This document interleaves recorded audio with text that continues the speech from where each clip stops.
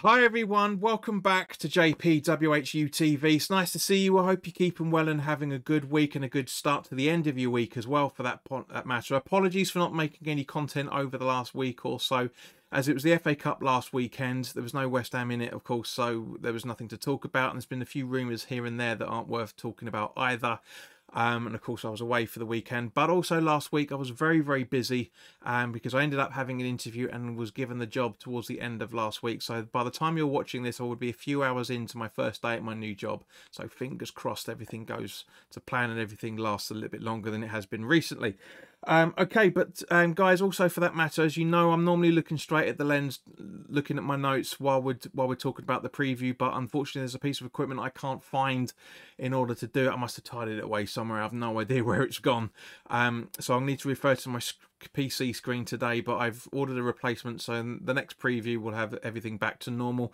But this is the preview of West Ham's 13th home game with the 24-25 Premier League season, for the second of three London derbies we're facing this month. The first of which we're at the London Stadium this Saturday for a 3 o'clock kickoff. So as it's a 3 o'clock kickoff on Saturday afternoon, it's not live on any UK TV channel.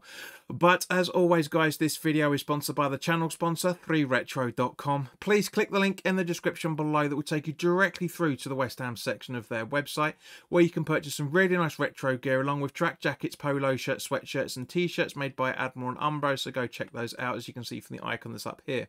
And any purchases you make through the link in the description below, the commission that the channel would normally be getting, as I always say, I'll be sending on to the charity Iron Supporting Food Banks. They're based in the Newham area, and they're helping those in the Newham area and the Essex County and further afield for that matter, as they are currently supporting over close to, if not over, probably near to 80 to 90 separate food banks by the time of this recording, guys. So please, by all means, click the link in the description below, make a purchase. You don't have to make a purchase directly on the affiliate link if you don't want to, although you'll be saving yourself a few quid in comparison to the club shop. If you want to make a donation directly to the charity, there is their Just Give and Fund link in the description below. So £1, £2, £5, whatever you can afford, guys. Believe me, every penny helps. So as always, there's going to be timestamps in the description below. I'd like you to stay around for as long as you can, and of course do like, share and subscribe, and put your comments at any point. But if you can't stick around for the whole length of the video, then by all means please do jump to the section that you want to listen to, and as I say, put your comments in the comments section below. So okay, let's continue on the video by talking about the officials. The referee for this game is Darren England. His assistants are James Mannering and Akil Howson. On fourth official duty there is Steve Martin.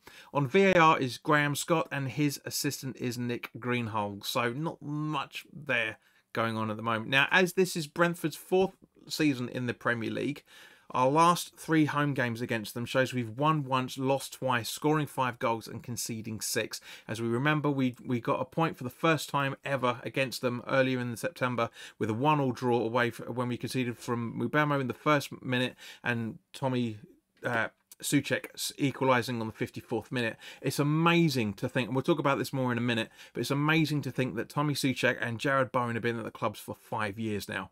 Where the fuck has that time gone? Seriously, where has that gone? But anyway, Graham Potter's record against Brentford as a manager while he's in charge of Brighton was a 2-0 victory at home in the 21-22 season, where he was using a 4-3-1-2 formation. So yeah, he's been getting a lot of plaudits recently and doing some great cracking interviews. I'm very happy with him. So hopefully his record from that point of view can continue. Now, Brentford are, at the time of this recording, 11th in the Premier League after 24 games, winning 9, drawing 4, losing 11, scoring 42 goals and conceding 42 goals. So 0 goal difference as it stands at the moment on 31 points, 4 points above us. That's mad. You know, we're down at 15th and they're at 11th, and there's only 4 points in between us. It's just it's crazy. It just shows you what the Premier League is like so far this season. Now, in terms of the away form table, as I've mentioned beforehand, Brentford are 18th after 11 games, winning 2, drawing 2, losing 7, scoring 13 and conceding 17 on a -4 goal difference. And of their last 5 away games, they've won 2, drawn 1, lost 2, with an average points per game ratio of 0.73. Now, since the start of the season, their style of play is playing down the right-hand side and still playing with long balls, and they are very strong at aerial duels still. They are strong at finishing scoring chances and creating chances using through balls and coming back from losing positions, but they are weak at avoiding the offside trap, protecting the lead and defending against counter-attacks as well. And they are very weak at defending against attacks down the wings and stopping opponents from creating chances. Now, on the road, in terms of players to look out for, their highest goal scorer is, already mentioned previously, Mbeumo with 5 goals and 1 assist with an average of 0.58 goals scored per game and 2.05 shots with 1.17 shots on target on average per game, with Shadi and Wissa just behind him on 2 goals and 1 assist each. Damsgaard is the highest assister on the road with 3 assists so far, which works out as an average of 0.4 average assists per game and 2.05 chances created on average per game, so we do genuinely need to keep an eye out for them. Nathan Collins is the highest aerial duel winner on the road with an average of 2.9 aerial duels won per game, with Vanderberg behind him on 2.6 per game and also Pinnock on 2.3 per game just behind him as well. So in terms of Brentford injuries, De Silva is out with a knee injury and until what it looks like early April. Rico Henry is out with a thigh injury until the latter stages of February by the time of this recording. Hickey is out with a thigh injury, Rodriguez is out with a knee injury, and Gomez is out with a back injury. All 3 players just mentioned have no confirmed return dates as yet, and Flecken is out with an abdominal injury and is 50% chance of returning for this fixture. So, turning to West Ham. First and foremost, obviously want to talk about the last game that you and I discussed. If you were watching the watch along with me, of course. The Chelsea game. Disappointed to be 1-0 up and to lose it in the manner that we did.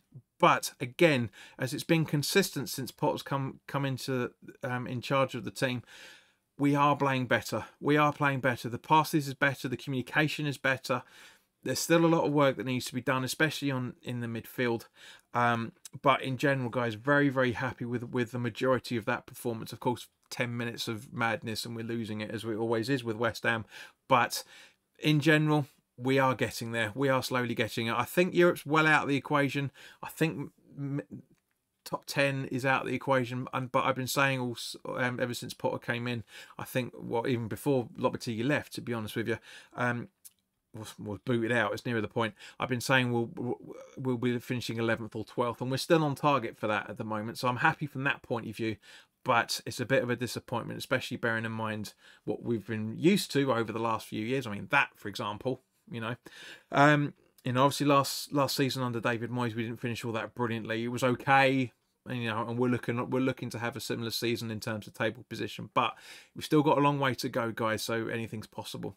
Now, obviously, if you haven't already done so, please do go check out the January transfer window video that I did. It's up in the card here. It's great to watch the training ground video yesterday. By the time you guys get to see this, seeing a short little interview with James Ward-Prowse, because obviously he came back. It looks like he's happy. He's willing to try and give it another go, sort of thing. And it's great to see.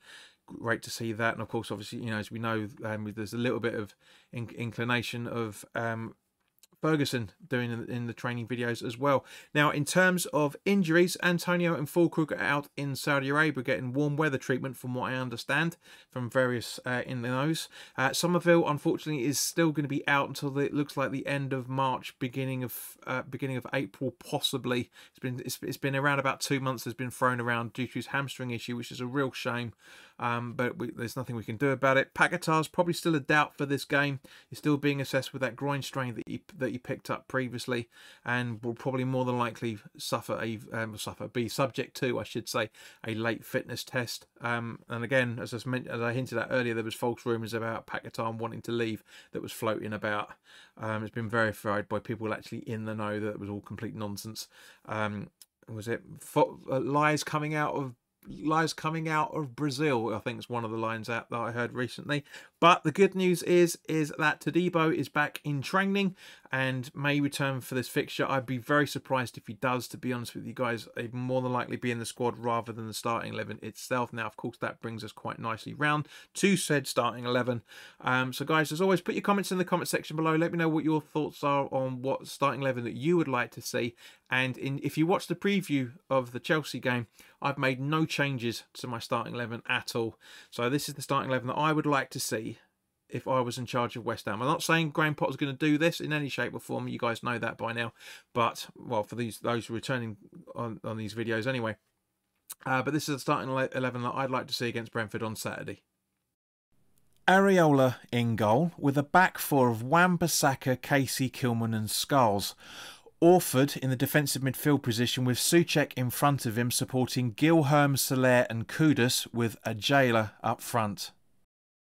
So thank you very much for making it this far, guys. Please do like this video. The more likes these videos get, the more advertising it gets on YouTube and like yada yada yada. However, over the last 4 weeks, those that have been watching the channel that are not subscribed has jumped up slightly over the last week or so to 62.4% of you guys are not subscribed to the channel. So if you are enjoying the content, then by all means, please do click that subscribe button, hit the notification bell. It doesn't cost you a penny in any shape or form. It really doesn't. All it costs you is a few minutes of your day. That's it. That really isn't anything. So guys, thank you very, very much for watching. We'll do the full-time thoughts video for the Brentford game will be up at some point over the weekend, probably Sunday, because depending on the result and, you know, anyway, anyway, keep an eye out for it. But please do like, share and subscribe. Take care, and I'll see you very, very soon. All the best now.